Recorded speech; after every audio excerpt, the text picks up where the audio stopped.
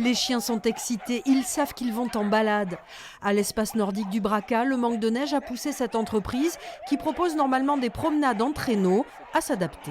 On a trouvé une alternative, c'est ce qu'on appelle la canirando.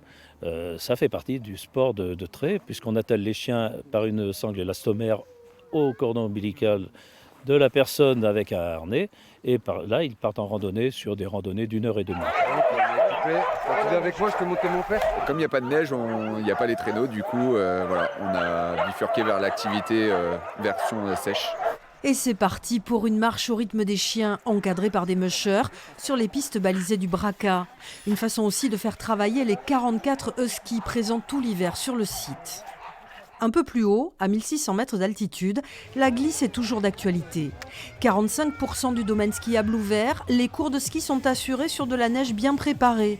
Pour autant, la Pierre Saint-Martin réfléchit de plus en plus à proposer d'autres activités.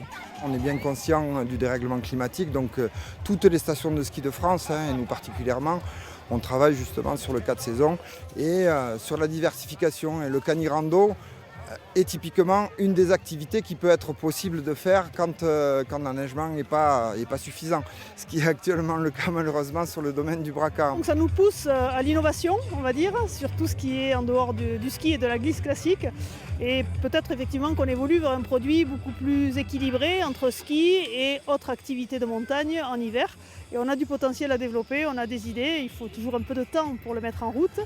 Un DJ anime le front de neige à l'heure du déjeuner. La Pierre Saint-Martin affiche complet sur ses 2 semaines de congé.